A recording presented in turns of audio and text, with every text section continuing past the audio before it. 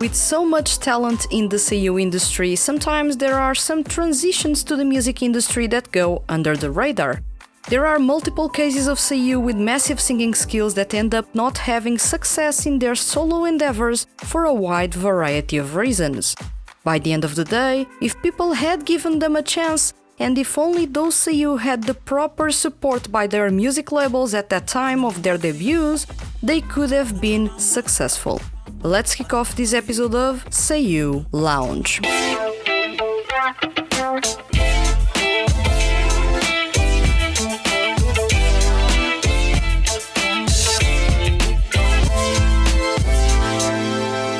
Welcome to Seiyuu Lounge. I am your host Vanessa, and today's topic is 7 solo careers that failed to garner attention. I am covering 7, but we all know that there are many more solo careers that were overlooked by fans in Japan, as well as those overseas.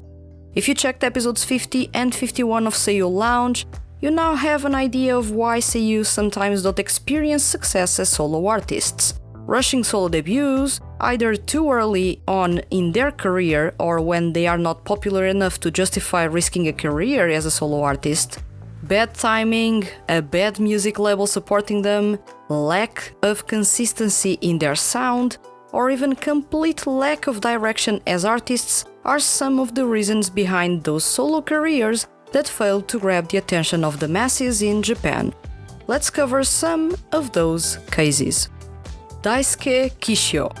Now, this is a name that I haven't heard in a long time. Daisuke Kishio is one of those veteran seiyuu that has drastically reduced their work in anime series in the last couple of years, and don't have an active career as a solo artist. Thus, only those that are big fans of him are on top of his new adventures. And this is exactly why Daisuke Kishio opens up this feature. He was a buzzworthy name in the seiyuu industry during the Kiniro no Korda hype in the noughties. People loved him, and he was quite the stable singer, as shown by the various live performances he did over the years. He would eventually join the Tokimeki restaurant franchise in 2013 as part of the idol group Three Majesty, and in 2015 he joined the B-Project franchise as part of Kitakore. But aside from those adventures, successful ones, Daisuke Kishio is a name that doesn't ring many bells, especially for new fans of seiyuu. Now, the interesting thing is that Daisuke Kishio did have a solo career back then, in the height of his popularity. He made his solo debut in 2012 after signing to Victor Entertainment, releasing the album Birthday. That was quite the awesome album, even taking into account the lower quality of seiyuu music back in 2012, counting with plenty of entertaining pop-rock tunes that were a glimpse into the kind of music Kishio loves and wanted to perform. It was still a pop-rock release, pretty much following the basic unspoken rule of the debut CD having to be easy listening, leaning more towards pop, but it was fun from start to finish. He wrote lyrics to some of the songs as well, something that was still rare among seiyuu artists back in 2012. Really, only Shotaro Morikubo was doing that since the start of his career as a solo artist. A year later, he would release the single Of Love Forever, that instead of being known for its trendy rock sound, is known for having Takuma Terashima, Daisuke Hirakawa and Tomoaki Maino guesting on the music video. After that, Kishio halted his solo career and never looked back to it. He would eventually start his own indie rock band in 2016.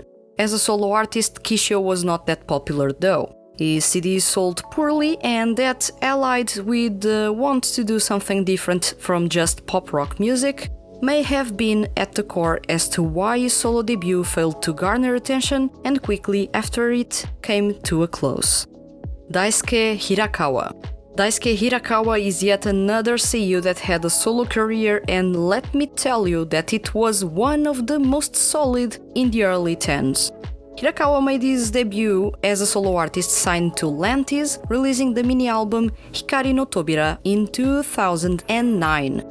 Very few people are aware of this, but the talented Daisuke Hirakawa was actually one of the very first male seiyuu to join Lantis, making a solo debut under them, performing ballads, and managing to have all his CDs ranked within top 50. Hirakawa was doing an awesome job without bringing a lot of attention to his solo career, something that I absolutely love, as it sounds very on brand with his kind, reserved personality. He would then release his second mini-album, Dice, in 2011. This is still one of my favorite mini-albums by seiyuu, insanely consistent, a lot of solid tracks in it, and Hirakawa sang with a lot of passion. His deep voice and emotional range impressed me in the ballad Kyohansha. A year later, he released the single Identity Plus that followed the same somber and emotional tone to his music. Everything would tie up neatly with Identity Minus in 2013, Hirakawa's last CD released as a solo artist. Although no longer a solo artist, Hirakawa was still active as part of Genesis in the Yumero Cast franchise and as a member of Style 5. Awesome singer with a somber, gentle voice that tugs at your heartstrings. However, it seems that his solo career did not click with many people at that time, which is a pity. He's a terrific ballads singer. Takashi Kondo. We're getting into obscure territory in here. Who remembers Takashi Kondo's solo debut? Well, Takashi Kondo has had a weird path as a voice actor. Although extremely talented, he's barely cast for anime works, and despite being an awesome singer, he's barely had opportunities to showcase his skills, and when he tried something new, it wasn't that well received. Takashi Kondo made his solo debut in 2008 with the mini-album A Little Wonder.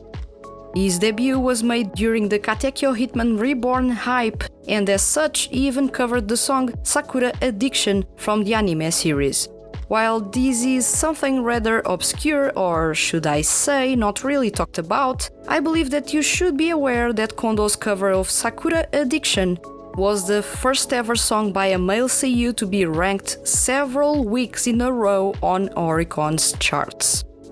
However, the opportunistic time chosen to make a solo debut, the lack of time to record these songs, something that Kondo complained about in an interview in the same year, and the fact that A Little Wonder was an assortment of music genres and styles, not having a consistent theme, led to his solo career to tank before it could properly take off. Still, Kondo managed a couple of impressive things on his own. Remember, he made his solo debut in the same year as Mamoru Miyano and was quicker to achieve success than Miyano. Of course, it was a brief display of success, but still worth commending. Since then, Kondo has focused his efforts in narration, and only in 2015 would he return to music-related activities as part of Procellarum and Twinkle Bell, and 2 years later, experienced a lot of popularity as he joined the Idolish 7 franchise as a member of the intense urban pop group ZUL. And once again, he impresses with his singing skills. Those weren't a fluke. Those were the best greeting card to his solo debut mini-album. Those still are his greeting card.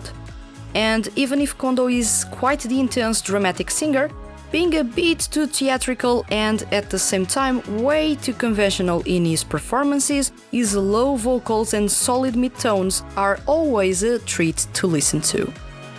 Yuto Suzuki. If Takashi Kondo's solo debut was already considered obscure, then I don't even know how to describe Yuto Suzuki's solo debut in 2009. For many of you, Yuto Suzuki may be an unknown name. Well, I can't blame you if it is, because he does struggle to get work in anime, and it seems that in the last couple of years, he's been shifting his career focus to announcing and variety hosting as opposed to voice acting. But for those fans of 2D music projects, he sure is a known name, especially if you've been following some of the best 2D music projects from the early 10s. He is the leader of Marginal Number 4, one of the very first successful 2D music groups.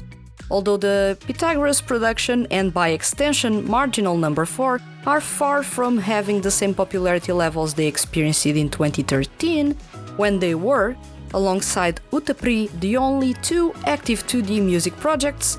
Yuto Suzuki has, since day one, been the most consistent member of the whole franchise.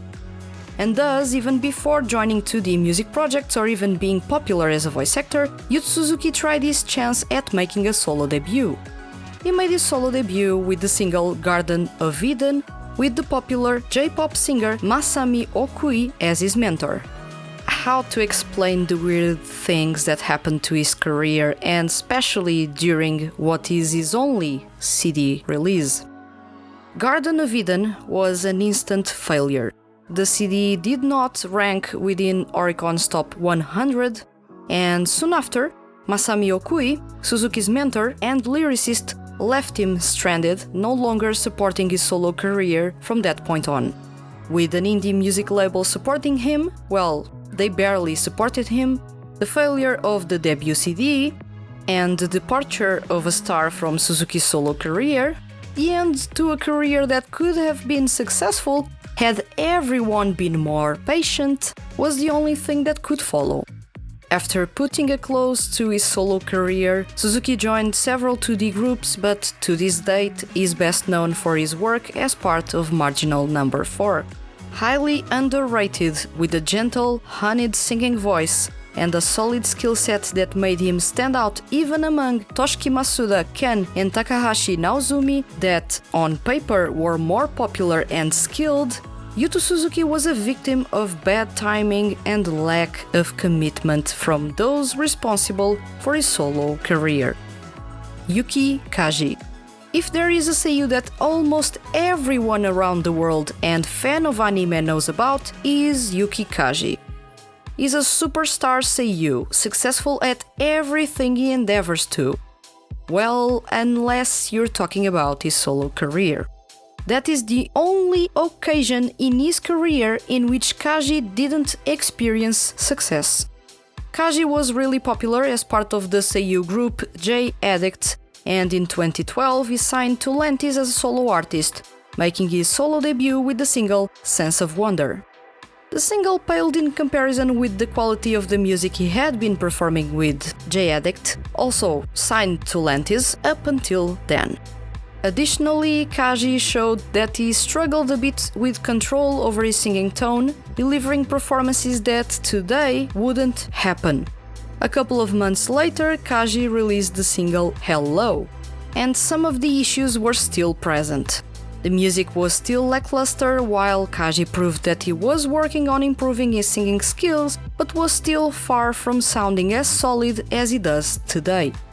Yuki Kaji's solo debut is one of those cases that make me wonder whether it would have been a good idea for him to wait and attempt it years later instead of that early on in his career.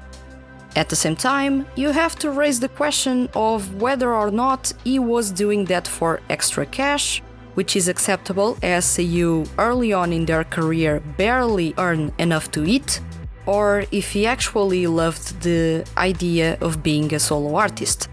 And that's how the most popular seiyuu in Japan had one of the shortest solo careers among male seiyuu, lasting only 7 months. Since then, Kaji has joined Ensemble Stars as a member of Trickstar and participated in a covers album in the late 10s, showing improved singing skills but not one bit of intention of resuming his solo career activities. Hiroki Takahashi. Back to another obscure solo career. Hiroki Takahashi has what I consider to be one of the best dramatic singing voices among male seiyuu. As a matter of fact, if you are familiar with Valkyrie in the Ensemble Stars franchise, you'll know exactly what I am talking about. Owner of a low dramatic singing tone and quite the solid skill set as a singer, Hiroki Takahashi has one of the most underrated solo careers. He made his solo debut in 2003, being one of the very first male seiyuu to do so. If you've been following the episodes of Seiyu Lounge, you'll know about the misconceptions that there were surrounding Seiyu wanting to be singers and eventually of those that turned into Seiyu artists. People did not take Seiyu seriously and thought they couldn't make the transition from voice acting to singing. While that was true for some Seiyu that attempted solo debuts in the noughties, Hiroki Takahashi definitely didn't fit that bill. He was a good singer right from the start. His debut was in 2003 under the indie music label Filmi, with the single Kokoro o Shinjite. Once again, result of the times, the music back then wasn't anything extraordinary nor of good quality, but Takahashi surely delivered solid performances, outperforming the quality of the music handed to him to perform. He would end up releasing 6 singles, 2 full-length albums and 2 best-of albums before calling it quits to the solo career in 2013. None of his CDs ranked within Oricon's top 100, and very few people supported his solo career despite him being quite the consistent singer with a powerful emotional range and a pleasing singing tone to top it all off. Takahashi's solo career is one that deserved more love because he was one of the best solo artists of his generation of Seiyu. A pity that very few people followed his career back then, and now very few people even know or care about it. Takuya Sato. Takuya Sato made his solo debut in 2015 under Frontier Works. And surprisingly, all his CDs ranked within Oricon's top 40, even if he was not that popular back then. He was doing extremely well with his own brand of pop rock, counting with quite a few awesome tracks in CDs such as Day and Night and Monologue. If you are not familiar with Takuya Sato's singing tone, you're seriously missing a whole lot. He's a high bass, low baritone and has one of the sweetest yet at the same time most alluring singing tones among male Seiyu. He's got awesome control over his singing skills, with a booming voice and a lot of skill under his belt, not to mention signed to a relatively big and influential music label, Takuya Sato had everything to be a successful solo artist. What's weirder than him making a solo debut when he was not popular was the fact that it was never stated that he'd stopped his solo career. Fans simply got a long, hard silence from Frontier Works after Sato released Monologue in 2018. It surely doesn't seem like his career will resume, and it may as well be finished since 2018, and that's what is frustrating as Sato continues to be a first choice for 2D music projects looking for his raw talents as a bass with baritone range. Him joining the Idolish 7 franchise in 2015 and experiencing a lot of success as well as breaking and setting records as part of Trigger, and later on joining the Aopella franchise due to his a cappella singing skills, prove that he's a talented singer, one that deserved a better outcome out of his solo career. I would love for him to resume his solo career, but it seems impossible right now, especially under a music label that completely showed they didn't care for him at all. And thus everyone, this is that moment when you wonder where were the fans of every Seiyu mentioned in this episode, or what their music labels were thinking when helping them debut but didn't support them throughout. The music industry is not kind to Seiyu, even if they are insanely talented.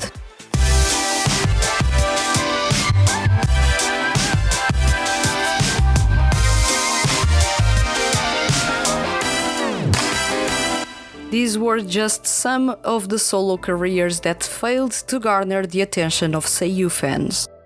As you can tell, in these examples you have several Seiyu with awesome singing skills and a whole lot of talent that went completely under the radar for the weirdest and oddest of reasons. Some solo careers failed because of lack of exposure, and those who ended up continuing their careers weren't able to do so for longer, which is unfortunate. All these solo careers deserved a lot of love but got close to none. Yes, for most of the careers mentioned in this episode, you can argue that those were different times, and thus fans of Seiyu did not care at all about music performed by Seiyu. But careers like Takuya Sato's, it makes me wonder what Seiyu fans look for in a solo career. Is it the looks, the music genre, something else perhaps? So tell me, which Seiyu, and it doesn't have to be featured on this episode, do you consider that had a solo career that very few people cared about and deserved more love? Now that we are on topic, tell me in the comments why their solo career is worth checking out. Other listeners may find your suggestions useful as well, so don't be shy and leave a comment or two below. And remember, leave your comments as complex or as simple as they may be, and you can be featured on upcoming episodes of Seiyu Lounge. If you enjoyed this episode and don't want to miss the Hand That Feeds HQ's weekly mail Seiyu and music-related content, hit the subscribe button. I'll return next week with another episode of Seiyu Lounge. Thank you for listening, and see you guys around.